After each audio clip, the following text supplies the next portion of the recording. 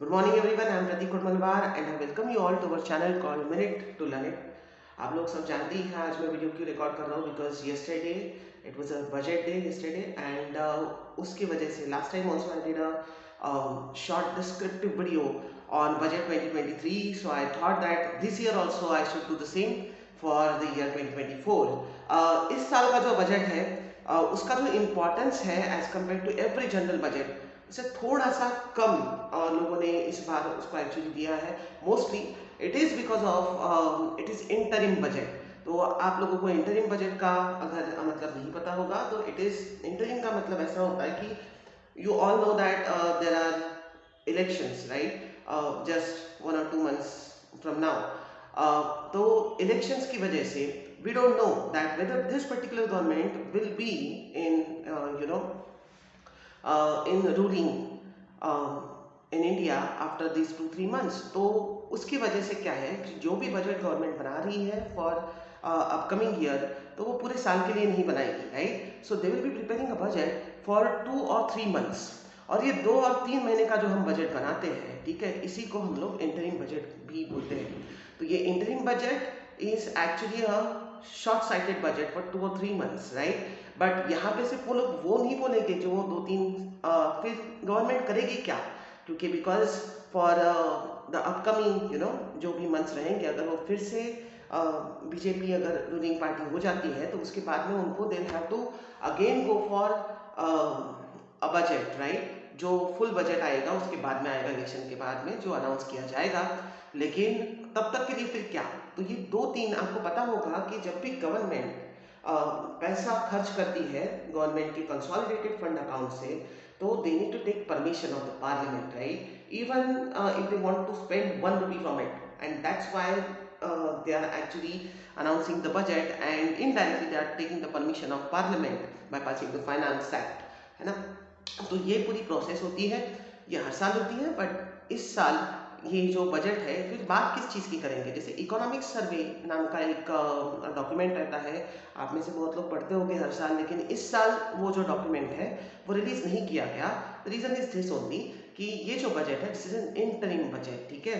इसको एक और नाम दिया जाता है बहुत लोग इसको दूसरे नाम से भी बोले जाते हैं कि वोट ऑन अकाउंट और ऐसा कुछ करके भी इसको कहा जाता है vote on account.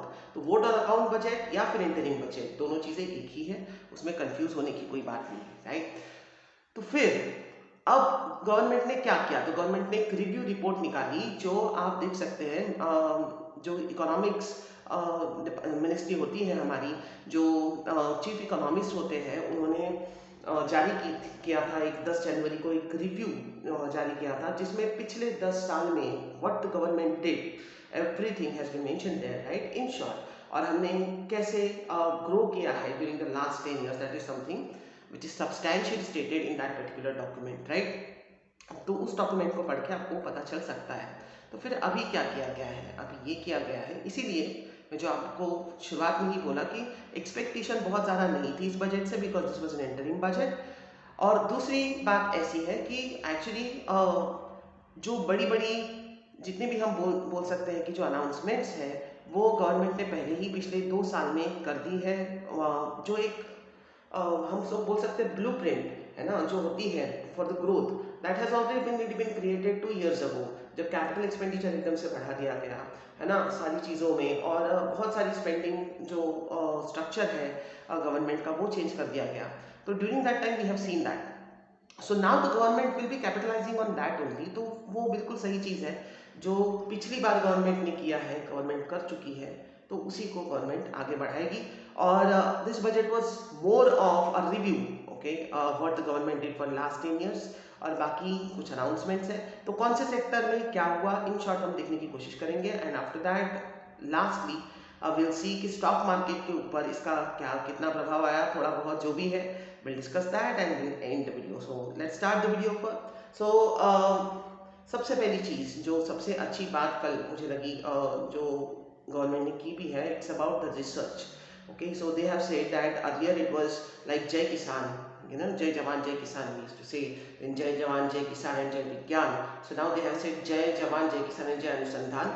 So this is something that they said yesterday. तो ये जय अनुसंधान का मतलब होता है रिसर्च एंड डेवलपमेंट के ऊपर 1 लाख करोड़ रुपए का जो इन्वेस्टमेंट है वो गवर्नमेंट करने वाली है। और सबसे बढ़िया बात यह है that 1 lakh crore rupees of loans, okay, interest free loans will be given to people for the purpose of research and development. और इससे ये बहुत ही अच्छी बात है। in order to be a developed country, okay, you need to always focus on innovation and invention, and that is something the government is doing, and that is really a good news. फिर बात करते हैं GDP की। तो GDP जो है हमारा वो 7% के ऊपर ही प्रोजेक्ट किया गया है बहुत सारी ऑर्गेनाइजेशंस के द्वारा, आरबीआई ने, और इवन जो रिव्यू आया था उसमें भी बोला गया है that 7% will be the GDP growth that India will see in the coming future, right. बाकी जो कंट्रीज हैं उनकी ग्रोथ जो है वो स्टैग्नेंट है, वो कम है as compare to India. That's why India is new investment destination, everyone says that, right. तो वही उसका रीजन है क्योंकि ग्रोथ जो है इंडिया की as compare to other nations is higher, right. Growth rate हमारा ज्यादा है।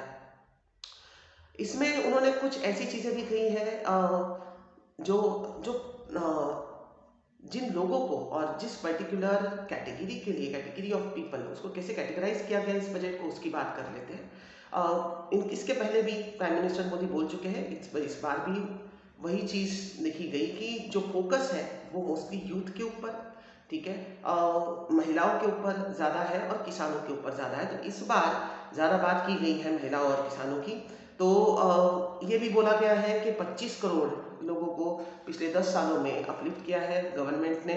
और पहले हमारे यहाँ जब 2014 में गवर्नमेंट आई थी, BJP government, before that we were having 75 airports, right now we are having 150 plus airports I think. So वो भी एक बहुत बड़ा इंफ्रास्ट्रक्चर डेवलपमेंट दिखाता है। तो कुछ स्टैट्स है जो बिल्कुल बहुत अच्छे स्टैट्स हैं और बिल्कुल उसको अप्रिशिएट करना चाहिए, but there is one stat, okay, जो यहाँ पे बोला गया है कि जो एवरेज रियल इनकम है, उन्होंने बोला कि 50% से बढ़ गया। एक्चुअली उन्होंने पता नहीं कि 50% बोला, बट एक्चुअली अगर आप रियल स्टैट्स देखो 2014 के और अभी के, तो 10 साल में जो रियल इनकम बढ़ी है that is not 50%, that is 43%। Okay, तो बहुत लोग बोलेंगे तो क्या फर्क पड़ता है 50% 43%, बट या मुझे लगा कि वो बताना चाहिए इसलिए बता रहा हूँ मैं दैट 43% एवरेज रियल इनकम बढ़ गई। अब रियल इनकम क्या होती है? Real income is nothing but the adjustment of inflation in real income, right. जब हम इनकम पकड़ते हैं, मैं बोल रहा हूँ कि मेरी इनकम बढ़ गई, तो इट डज नॉट मीन कि मेरी इनकम सच में बढ़ गई। आई शुड से दैट मेरी रियल इनकम बढ़ गई, ठीक है। तो रियल इनकम का मतलब अगर मैं पहले 1 लाख कमाता था, है ना, और इन्फ्लेशन रेट अभी चल रहा है 7% मान लो, और अब मैं 1,07,000 कमाता हूँ, तो मेरी रियल इनकम तो बढ़ी नहीं, करेक्ट। तो that is why real income is very important. और एवरेज रियल इनकम जो है वो जरूर बढ़ी है, लेकिन वो कितनी बढ़ी है? वो 50% नहीं बढ़ी, 43% बढ़ी है। ऑलराइट। और कुछ चीज़ों के ऊपर जो बात की गई है, जैसे वो ट्रिनिटी के बारे में बोला गया था, पिछली बार भी बोला गया था, demography, democracy and diversity, these are the words which were used by the prime minister last time also, right. तो एक चीज़ यहाँ पे जो बहुत अच्छी नजर आई, जो अच्छा लगा सुनने में भी, कि 3 चीज़ें वैसी होती हैं, आपको अगर पता होगा, budget is all about factors of production, isn't, कि मतलब गवर्नमेंट फैक्टर्स ऑफ प्रोडक्शन पे कितना इन्वेस्ट कर रही है सो दैट उसमें ज़्यादा हमको रिटर्न मिले in future as a nation, right. तो फैक्टर्स ऑफ प्रोडक्शन कौन से हैं जिससे हम लोग मतलब प्रोडक्शन करते हैं? तो लैंड, लेबर, कैपिटल, एंटरप्रेन्योर, ये हमको पता है। एक और जो उन्होंने बताया, जो डिजिटल इंफ्रास्ट्रक्चर है, डिजिटल पब्लिक इंफ्रास्ट्रक्चर की बात की है फाइनेंस मिनिस्टर ने। तो डिजिटल पब्लिक इंफ्रास्ट्रक्चर मतलब क्या? तो आपका जो हम लोग यूपीआई की बात करते हैं, ठीक है, आधार की बात करते हैं, तो this is digital infrastructure for anything and everything you are using UPI right now, right. So that is also giving a boost to your business, right. तो वो एक अच्छी चीज उन्होंने बोली कि फैक्टर्स ऑफ प्रोडक्शन में एक और चीज उन्होंने ऐड कर दी है, ठीक है। किसानों के लिए उन्होंने एक बोला कि जो स्टोरेज है, ठीक है, उसको बेटर करना चाहते हैं वो, ताकि स्पॉइलेज कम हो, and for that private and public investment both will be there, right. कितना और कहाँ किया जाएगा उसका स्पेसिफिकेशन उतना नहीं दिया गया है। उसके बाद में महिलाओं के लिए हम बात करें तो काफ़ी चीज़ें हुई हैं, जैसे एनरोलमेंट रेशियो है महिलाओं का हायर एजुकेशन में, वो काफ़ी बढ़ गया है, right. Earlier it was I think 28%, now it is somewhere around 48% और समथिंग, 48%। तो वो भी बहुत अच्छा है, इट्स वेरी नाइस, ठीक है। बहुत सारे कंट्रीज में अगर देखा जाए तो इंडिया का वन ऑफ द बेस्ट माना जा सकता है उसको, ठीक है। तो these are the things that the government has done. आपने देखा होगा कि आयुष्मान भारत का जो है वो जो कवरेज है उसको थोड़ा एक्सटेंसिवली नए तरीके से, मतलब हो सकता है कि थोड़ी ज़्यादा उसमें स्पेसिफिकेशन ज़्यादा बताई नहीं गई, बट हाँ कि थोड़ा ज़्यादा कवरेज मिल सकता है हेल्थ वर्कर्स को, और बाकी जो हमारे मजदूर भाई लोग हैं उन लोगों को भी थोड़ा ज़्यादा कवरेज मिल सकता है उसके अंतर्गत। महिलाओं के लिए एक और चीज़ है, सर्विकल कैंसर जो है बहुत ज़्यादा बढ़ रहा है, तो उसके लिए वैक्सीनेशन विल बी देयर, ठीक है, which will be provided very extensively through out the nation, so that ये कम कर सके हम लोग। ये भी बहुत बहुत ही अच्छी न्यूज़ है। तो एक देखा जाए तो हर सेक्टर में गवर्नमेंट ने कुछ अनाउंसमेंट्स की है, लेकिन हाँ मैं अगर वही बोल रहा हूँ कि उतना बड़ा नहीं लगा इस बार का बजट अनाउंसमेंट्स, क्योंकि majority of the announcements has been done in 2021-22, right, और उसके ऊपर ही गवर्नमेंट ज़्यादा कैपिटलाइज करने की कोशिश कर रही है, जो कि सही बात भी है। और थोड़ा आगे जाए हम लोग तो टैक्स की बात करते हैं, जिसको सबसे ज़्यादा ये रहता है, सबसे ज़्यादा लोगों को एक्साइटमेंट रहता है अबाउट टैक्स कि क्या हुआ क्या नहीं हुआ, राइट। तो टैक्स में कोई भी बदलाव नहीं है अनफॉर्चुनेटली, बट या कोई जितना पहले था, जैसे for example 25% of the corporate tax, right now so it is 25%, for domestic it will be 15%, 7 lakh तक की इनकम पे आपको एग्जेम्पशन है, सेम थिंग्स आर देयर। लेकिन एक अच्छी बात जो है वो ये है कि स्टार्टअप्स जो थे, तो स्टार्टअप्स के लिए जो बेनिफिट्स दिए गए थे पिछले साल उसको एक्सटेंशन दिया गया है, तो that will be there till 2025, तो 2025 तक ये सारे बेनिफिट्स वही रहेंगे। तो वो एक अच्छी चीज़ है जो I think which is there for, मतलब एक अच्छा बेनिफिट देखा जा सकता है टैक्स पॉइंट ऑफ व्यू। इसको छोड़ के एक और बहुत अच्छी चीज़ हुई है कि जो टैक्स डिस्प्यूट्स है 1 लाख करोड़ के, उसको गवर्नमेंट ने बोला है कि उसको खारिज कर दिया जाएगा, ठीक है। तो ताकि लोगों पे ये एक बहुत ही बड़ा आपको पता होगा इन कॉर्पोरेट्स ऑल्सो, ठीक है, जो भी टैक्स डिस्प्यूट्स चलते हैं उसमें पैसा भी बहुत जाता है, तो वो उसके वजह से ना जो एक बहुत बड़ा एक्सपेंडिचर जा रहा है, खर्चा जा रहा है, वो तो है ही, लेकिन एक रेवेन्यू एक्सपेंडिचर जिसका कोई भी वैल्यू नहीं आता किसी कंपनी को, वो जबरदस्ती का वहाँ पे ऐड हो जाता है, तो that is really a good take of government, और वो उसकी वजह से भी, ठीक है, कॉर्पोरेट्स को बहुत बड़ा और इंडिविजुअल्स को एक बहुत बड़ा बेनिफिट डेफिनेटली वहाँ पे है, ठीक है, बहुत अच्छा ये बोल सकते हैं, इसको डिसीजन बोला जा सकता है। ऑलराइट, तो अब बात करते हैं कहाँ पे खर्चा किया है गवर्नमेंट ने। तो खर्चा अगर किया है तो देखा जा सकता है कि अगर 1 रुपये मैं पूरा अगर आपको बजट बताऊँ तो that is something 47.6 lakh crore का बजट है गवर्नमेंट का। अब इसमें से पैसा कहाँ से आता है गवर्नमेंट के पास और कहाँ से जाता है, राइट। तो सबसे ज़्यादा पैसा पिछली बार भी मैंने बताया था, इस बार भी वैसा ही है, 28% of the money that the government receives from its borrowings, and the majority of money that the government is paying back is for the borrowing as well, right। इसका मतलब वो इंटरेस्ट में 20% हमारा जाता है, 20% जो है वो हम लोग स्टेट्स को, मतलब जो सेंट्रल गवर्नमेंट है वो स्टेट्स को देती है, शेयर करती है, बचा 60%, तो 60% और लोगों के ऊपर खर्चा किया जाएगा, the public expenditure will be done from the remaining 60%, right. Stock market की बात कर लेते हैं। स्टॉक मार्केट में ज़्यादा कुछ बिल्कुल भी नहीं हुआ है, I should say actually this is that it was very flat, और वो एक्सपेक्टेड था हालांकि बहुत ज़्यादा, लेकिन ऐसा लग भी रहा था, मुझे पर्सनली स्पीकिंग मुझे ऐसा लग रहा था कि थोड़ा सा ग्रीन जरूर रहेगा, but it wasn't that, it was very flat and which is very, लेकिन जैसे बजट सुनते गए तो समझ में आया that it will be flat, because ऐसी कोई मेजर अनाउंसमेंट और बहुत ही ब्रेक थ्रू अनाउंसमेंट नहीं हुई है बजट में, तो दैट इज़ ओके।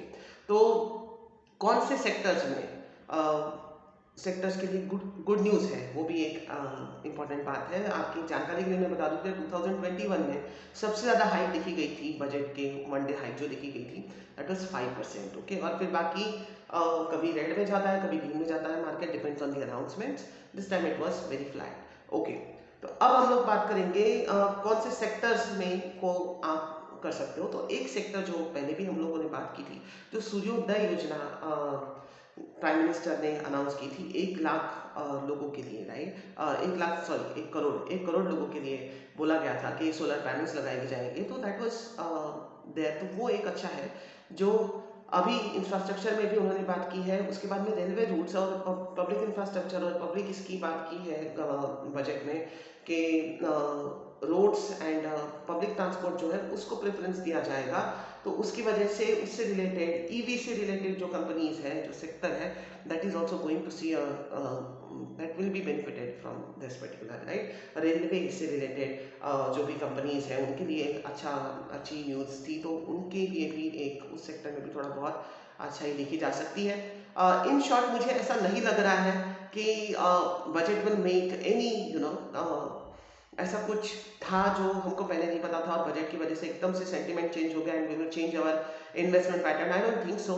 जो पहले था हमको पिछले 2 साल से बताया that the future is actually energy conservation and the companies who are engaging in it, right. And we have seen a great मतलब उनके स्टॉक्स में हमने मूवमेंट भी देखा है और हमको ये चीज़ें पता है। तो गवर्नमेंट कहाँ इन्वेस्ट करने वाली है उसका हमको थोड़ा बहुत अंदेशा है और वही हो रहा है। तो इसमें कुछ ज़्यादा बहुत ज़्यादा आपको चेंज करने के अपने पोर्टफोलियो का I don't think there is a need. And in long run definitely India is a country to see, to look forward, right, as an investment option. So thank you so much for your patient listening। और पूरा I think how much, yeah, 16 minutes का video हो गया है, तो please watch it and do let me know कि what do you think about this budget and how did you find it, and also share your comments about the video, how was it and what improvement you want me to make in my video making, and also what are the topics that you want me to cover in the upcoming videos. Thank you so much. Thank you.